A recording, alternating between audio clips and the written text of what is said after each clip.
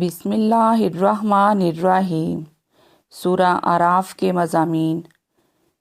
یہ مکی صورتوں میں سب سے بڑی صورت ہے اور اس صورت کا مرکزی مضمون یہ ہے کہ اس میں انبیاء کرام علیہم الصلاۃ والسلام کے حالات اور انہیں جھٹلانے والی قوموں کے انجام کے واقعات بیان کر کے اس امت کے لوگوں کو ان قوموں جیسا عذاب ہونے سے ڈرانا، ایمان اور نیک اعمال کی ترغیب دینا ہے۔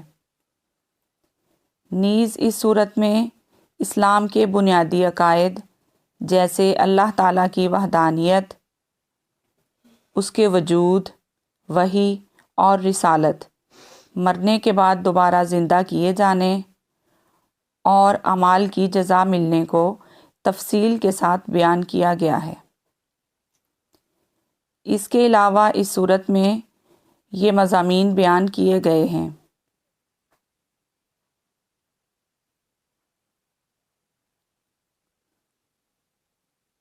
نمبر 1، قرآن اللہ تعالیٰ کا کلام اور اس کی نعمت ہے اور قرآن پاک کی تعلیمات کی پیروی ضروری ہے۔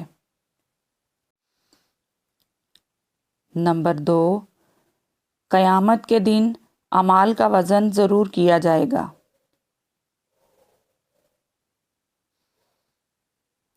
نمبر 3، دوبارہ حضرت آدم علیہ الصلاۃ والسلام اور ابلیس کا واقعہ بیان کیا گیا۔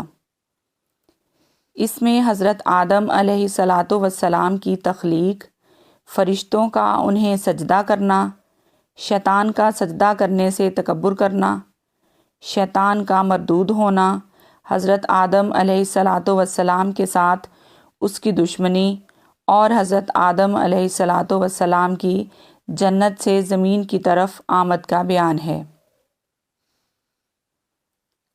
نمبر 4، کفار و مشرکین کے اخروی انجام کو بیان کیا گیا ہے۔ نمبر 5، قیامت کے دن ایمان والوں کے حالات، جہنمیوں اور اعراف والوں سے ہونے والی گفتگو اور اہل جہنم کی آپس میں کی جانے والی گفتگو کا بیان ہے۔ ایسی بہترین معلومات کے لیے چینل کو سبسکرائب کریں۔ جزاک اللہ۔